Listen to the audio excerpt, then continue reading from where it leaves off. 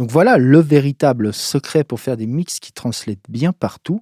Ça va optimiser vos chances de 85% de bien sonner partout. Vous galérez à faire des mixages qui translatent, qui sonnent bien partout. Vous êtes méga content de vous, votre mix sonne nickel dans votre studio, mais dès le moment où vous allez écouter ça dans une voiture, sur une enceinte Bluetooth, sur un gros sound system, vous tombez des nues tellement ça sonne pas comme vous le pensiez. Eh ben, je vais vous dire un truc, vous êtes tombé sur la bonne vidéo. Dans cette vidéo, je vais vous donner toutes les clés pour faire que vos mix sonnent bien partout.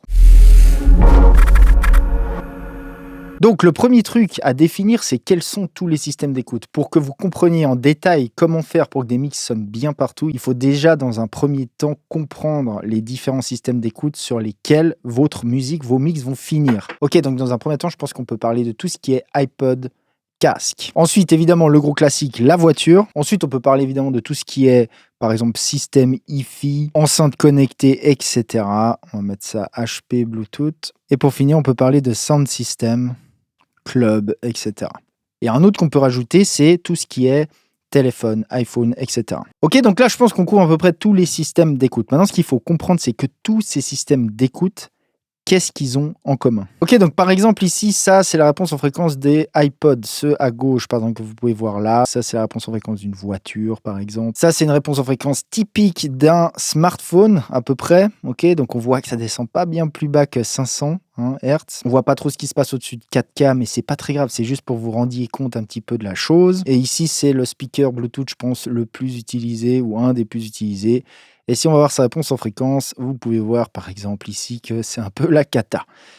Donc, qu'est-ce qu'il faut retenir de tout ça? Tous ces systèmes d'écoute, ils ont des choses en commun. Ce qu'il faut déjà bien piger, c'est que aucun système d'écoute, quel qu'il soit, n'a la même réponse en fréquence. Ici, on parle du fait de faire des mix, de faire de la musique qui va être écoutée sur tout un tas de systèmes d'écoute différents qui, chacun, ont des réponses en fréquence différentes. Donc, on pourrait résumer ça, par exemple, en disant réponse en fréquence diverses et variées. Une autre chose aussi qu'on peut retenir et qu'on peut garder comme dénominateur commun de tous ces systèmes d'écoute, pour la plupart en tout cas, globalement, ils vont tous être assez mauvais pour reproduire les basses, les extrêmes basses fréquences. À part évidemment si vous avez des gros subs dans votre voiture ou sur un gros sound system où là, en l'occurrence, ce sera peut-être l'inverse. Les basses vont être super bien reproduites, voire peut-être un peu trop. Il va falloir mettre un gros point d'exclamation sur les basses et que probablement nos basses vont pas être super bien reproduites partout. Donc, je vais vous le donner direct dans le mille. On va voir la chose de manière très globale au début et ensuite je vais vous donner des techniques et des choses que vous pourrez appliquer en pratique pour y arriver. Si on veut la meilleure probabilité de chance que notre mix sonne bien partout, le gros trick, c'est de réussir à faire des mix très équilibrés, vraiment bien équilibrés. Maintenant, on peut aller voir plus précisément dans cet équilibre ce que ça veut dire, spécialement en relation avec cette histoire de basse fréquence. Je veux que vous vous focussiez sur une zone, c'est les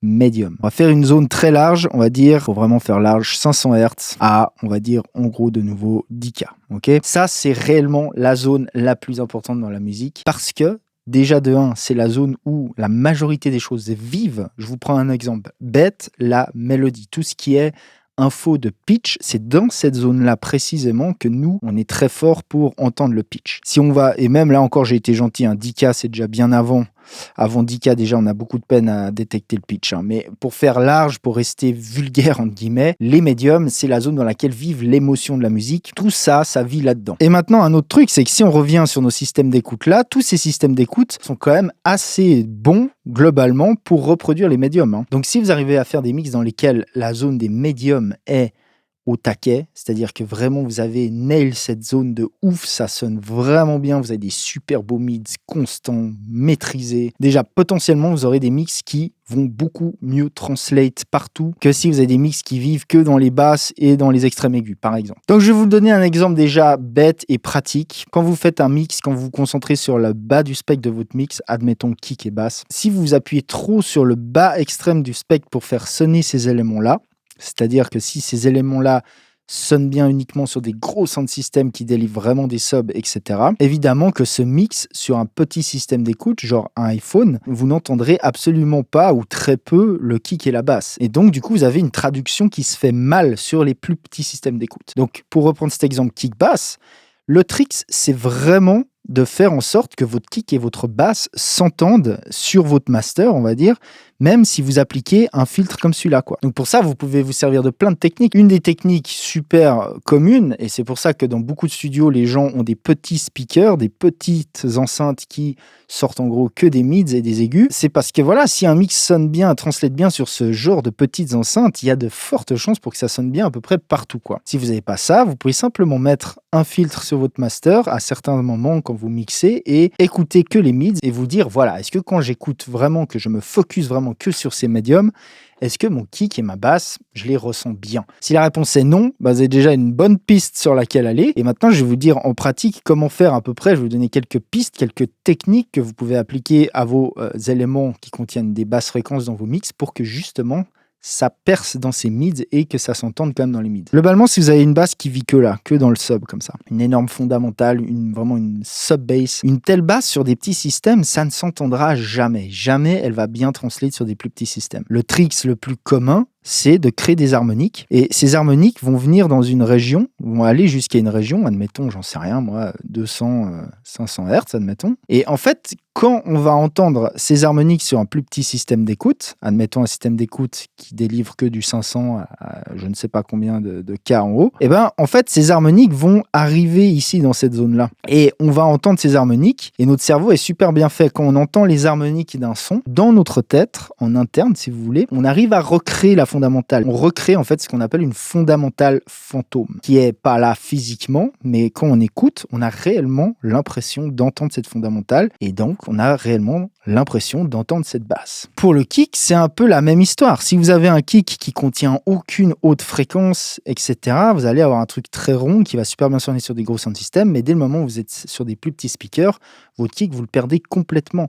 C'est important d'avoir des informations dans les mids pour un kick. Et typiquement, on a souvent un click, un toc, on peut appeler ça de différentes manières, qui va vivre, ça dépend des styles de musique et des types de kick dont vous servez, etc., mais qui va vivre en gros dans les médiums. Et quand on écoute ça sur un plus petit sound system, on va entendre quand même cette attaque qui vit dans les médiums et on va avoir l'impression d'entendre le kick beaucoup mieux. Donc déjà, ça paraît bête comme ça, mais en gros, ici, ce que je suis en train de vous dire, c'est que quand vous mixez, spécialement pour tout ce qui est basse fréquence, essayez de plus vous concentrer sur les médiums, en gros, que sur les basses en elles-mêmes. Parce que si vous avez le truc qui sonne juste dans les mids, les basses, après coup, entre guillemets, ce sera beaucoup plus facile d'y faire sonner bien, quoi. Ok, donc on va zoom out un petit coup, d'accord?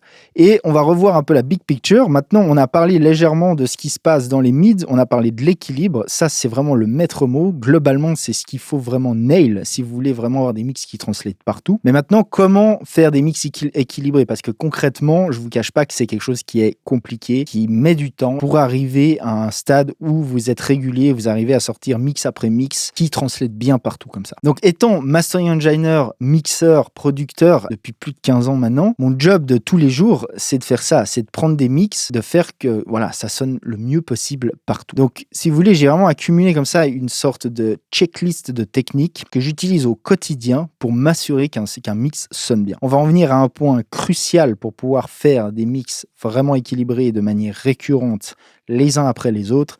C'est le système d'écoute. Je vais appeler ça monitoring. Et quand je parle de monitoring, je ne parle pas que de enceinte ou que d'un super casque.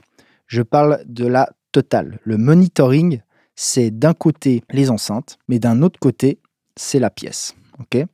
Et les deux vont ensemble. C'est-à-dire que quand on parle de monitoring, on ne parle pas que de l'un ou de l'autre, on parle d'une sorte de mariage entre les deux. Et c'est ça qui fait qu'on arrive à avoir un super système de monitoring. Ce qui est surtout important, c'est d'avoir un système de monitoring qu'on peut croire, avec lequel on peut prendre de réelles décisions par rapport à ce qu'on entend. Donc ça, évidemment, ça passe par plusieurs choses. Ça passe par le fait d'avoir une pièce qui est traitée acoustiquement, qui va de pair avec une paire d'enceintes que vous choisissez et que vous mariez ensemble. Ça veut dire en gros que les deux vont être dépendants l'un de l'autre. Si on veut vraiment bien faire les choses, si vous voulez aller à haut niveau à ce niveau-là, vous allez devoir vraiment trouver des enceintes qui se marient parfaitement avec les dimensions de votre pièce et surtout le traitement acoustique que vous faites dans votre pièce. Donc c'est pas le sujet de la vidéo, le traitement acoustique, etc. J'ai déjà fait quelques vidéos là-dessus, si ça vous intéresse, allez checker. Mais ça, c'est un des points essentiels si on veut vraiment faire des mix qui translatent partout, c'est d'avoir déjà ce système de monitoring qui est au point. Sans ça, sincèrement, c'est compliqué parce que vous faites un jeu de devinettes. Vous n'êtes jamais réellement sûr de ce que vous faites et des décisions que vous prenez. Alors, on va rajouter un point là-dessus parce que c'est quand même important d'en parler. c'est le casque. Aujourd'hui, vous pouvez avoir des casques pour un certain budget, un budget qui va pas être bas, je vous cache pas. Si vous voulez vraiment un bon casque, il faut quand même, je pense, compter dans les 1000-1500 € minimum. Ça veut pas dire qu'on peut pas arriver à faire des choses avec des casques moins chers, etc. Pour ceux qui sont un peu sérieux, qui veulent investir dans un système de monitoring sur lequel ils puissent s'appuyer et croire en leurs décisions, etc. Par rapport à un système de monitoring pièce plus haut-parleur, le budget d'un casque, il est nettement inférieur. Donc ça peut rester une super solution. Plein de grands mixeurs mixent au casque et arrivent à des résultats tout aussi bien que ce qu'ils feraient dans des studios. Moi-même, j'ai déjà eu une période où je mixais au casque, pendant laquelle j'ai sincèrement pas vraiment eu de problème, où je sortais le même travail que je sors aujourd'hui dans ma pièce. Ceci étant dit, personnellement, je préfère ma pièce et je bosse pas beaucoup au casque pour des raisons simplement de workflow et de préférence, on va dire. Donc de nouveau, pour faire des mix équilibrés, il y a une autre chose qui est super importante et c'est les références. Donc se servir de références, encore une fois, c'est pas nouveau, mais ça va vous aider vraiment à ne pas faire de conneries, à rester dans une fourchette comme ça, à faire des mix plus équilibrés qui vont mieux translate partout. Pour référencier, il existe plusieurs manières de faire. Une manière sincèrement très facile d'accès, peu onéreuse et qui vous permettra de le faire correctement dans les bonnes conditions, c'est d'utiliser un plugin comme ADPTR qui vous permet là-dedans de loader des références et vous pouvez switcher en appuyant sur un bouton entre votre mix et votre référence. Vous pouvez match le loudness comme ça automatiquement. Vous pouvez faire plein de choses, vous pouvez checker le spectre, etc. Enfin, vous avez plein d'options pour référencé comme ça, autant à l'écoute que visuellement. Et ça permet de le faire de manière assez simplifiée. Ceci étant dit, il y a aussi une partie filtre ici qui vous permet de vous focus sur une zone du spectre. Ça peut être super intéressant quand vous référencez aussi. Essayez d'écouter les mids de votre référence et de comparer à vos mids. Une autre chose aussi dont vous pouvez vous servir, c'est tout ce qui est outils visuels. Par exemple, les analyseurs de spectre. Les outils qui vous permettent de voir le tonal balance. Pour ça, je pense notamment à Tonal Balance Control, qui est sincèrement, je pense, le meilleur outil pour checker la tonal balance. C'est pas la même chose que de visualiser un signal sur un analyseur de spectre pur. Le Tonal Balance Control vous permet de voir vraiment l'équilibre fréquentiel sans tenir compte du loudness du signal. Donc c'est un super outil pour ça. Pareil, vous pouvez passer vos références là-dedans. Vous pouvez aussi créer des custom targets en loadant plusieurs fichiers audio ou un seul dedans. Il va vous sortir sa curve moyenne en tonal balance et à partir de là, vous pouvez comparer les deux. Donc c'est un super outil qui va vous permettre de voir un peu où vous en êtes si vous n'êtes pas très sûr de ce que vous faites. Donc évidemment, une chose dont j'ai pas encore vraiment parlé parce que j'assume depuis le début de cette vidéo que c'est quelque chose qui est bien fait dès le début, c'est l'étape de production d'arrangement. Cette étape-là, c'est clairement l'étape number one qui va définir si c'est possible d'avoir un mix équilibré ou pas, quoi, dans l'absolu. Si on prend un morceau qui est mal arrangé, qui contient trop de certaines fréquences, certains éléments qui vivent dans les mêmes régions en même temps, etc., etc., on pourra dans une certaine mesure rétablir un peu l'ordre, on va dire, au mixage comme on pourra, mais ce sera jamais au top. Un super mixage, c'est un super arrangement, c'est une super production, c'est un super sound design, et un super mastering, c'est un super mixage. Donc dans l'idée, évidemment, je partais du principe que la prod, l'arrangement, c'est deux étapes clés, qui sont à la base de tout. Si ça, c'est pas bien fait dès le début, le reste, sincèrement, n'aura presque, j'ai envie de dire, que peu d'importance. Mais je devais ajouter ça sur la liste parce que ça fait partie quand même des choses indispensables pour avoir des tracks bien équilibrés et donc qui translatent bien partout. On va parler d'un autre point très important, c'est un petit peu moins relié à l'équilibre, je vais le mettre à côté ici, mais c'est le loudness, ou on pourrait appeler ça aussi la densité. Pourquoi c'est une étape super importante aussi? Parce qu'il faut tenir compte d'une chose, c'est que suivant l'environnement dans lequel on écoute de la musique, par exemple dans une voiture, par exemple avec un casque, en fait dès le moment où on va écouter, consommer de la musique dans des environnements bruyants, où il y a déjà un gros bruit de fond, la densité, le loudness, ça va aider dans une certaine mesure à faire que votre track sonne mieux dans le sens où elle sera mieux audible, on va mieux l'entendre. Typiquement dans la voiture, vous écoutez un mix qui est très dynamique, qui n'est pas assez